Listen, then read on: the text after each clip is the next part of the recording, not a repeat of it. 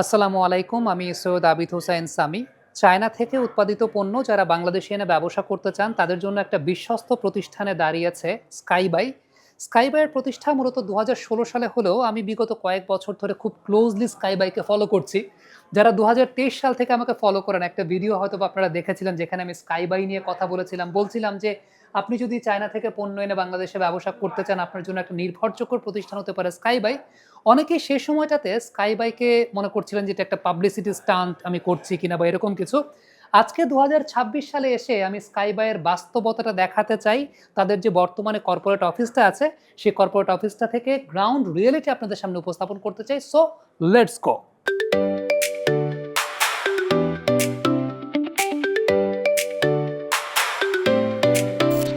আমি এই মুহূর্তে যে অফিসটাতে আছি এটা হচ্ছে স্কাইবাইয়ের কর্পোরেট অফিস, যেটা প্রায় ৪,০০০ স্কোয়ার ফিট। সত্যি কথা বলতে আমি যখন প্রথমে এন্ট্রি করেছি আমার কাছে পুরো এনভায়রনমেন্টটা বেশ আই সুদিং মনে হয়েছে এবং আমার আশেপাশে দেখতে পাচ্ছেন যে এটাকে একটা মোটামুটি কর্মযজ্ঞই আমি বলতে পারি। এরকম একটা অফিসিয়াল এনভায়রনমেন্টে যখন আপনি কাজ করবেন, মেন্টাল পিসটা মনে হয় অনেক বেশি মাত্রায় পাওয়া যায়। আর সবচাইতে বড় বিষয় হচ্ছে একটা খোলামেলা পরিবেশ এবং যারাই কাজ করছেন ভাইয়েরা, তাদের প্রত্যেকের মধ্যে এক ধরনের কমিউনিকেশন বিল্ড আপ করাটা, তার মধ্যে থেকে লিডারশিপ বিল্ড আপ করাটা সবকিছুই কিন্তু একসঙ্গে হয়ে যাচ্ছে।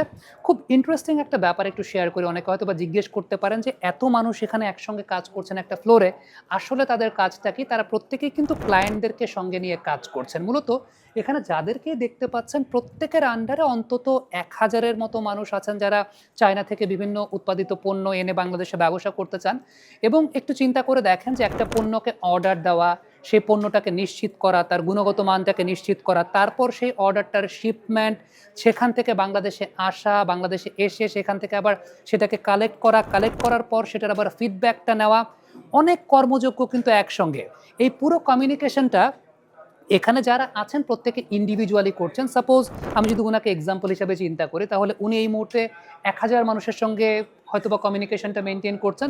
একটা বিষয় একটু চিন্তা করে দেখেন, এখানে যে পরিমাণ মানুষ আপনি দেখলেন এবং প্রত্যেকের আন্ডারে যদি ১,০০০ করে ক্লায়েন্ট থাকে, তার মানে স্কাইবাইয়ের ব্যাপ্তিটা এই মুহূর্তে আসলে কোন পর্যায়ে পৌঁছেছে সেটা কিন্তু আপনি অনুধাবন করতে পারছেন।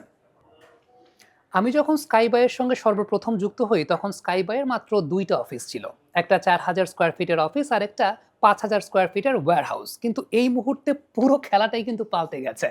কারণ আমি এই মুহূর্তে যে অফিসটাতে দাঁড়ানো সেটা হচ্ছে ৪,০০০ স্কোয়ার ফিটের একটা কর্পোরেট অফিস। এটা ছাড়াও স্কাইবাই শুধুমাত্র আপনাদের সঙ্গে কনসালটেন্সি করার জন্য কিন্তু আরেকটা অফিস রয়েছে, সেটা ৪,০০০ স্কোয়ার ফিটের। ৫,০০০ স্কোয়ার ফিটের ওয়্যারহাউসের কথাটাও আমি বলেছি। সেই সঙ্গে আরেকটা খুব গুরুত্বপূর্ণ জায়গার ব্যাপারে বলি, সেটা হচ্ছে আপনি যখন কোনো একটা প্রোডাক্ট ডেলিভারি নেবেন, আপনি রিসিভ যখন করবেন, সেই রিসিভ করার জন্যও কিন্তু একটা ৪,০০০ স্কোয়ার ফিটের অফিস রয়েছে। তবে গেম চেঞ্জারটা কিন্তু এখানে না। গেম চেঞ্জারটা আসলে স্কাইবাই মূলত দেশের গণ্ডি পেরিয়ে চায়নাতে ২০২৪ সালে ৫,০০০ স্কোয়ার ফিটের একটা অফিস তৈরি করেছিল, যেটা ২০২৬ সালে ১২,০০০ স্কোয়ার ফিটের চমৎকার লজিস্টিক্স সম্পন্ন একটা অফিসে রূপান্তরিত করা হয়েছে।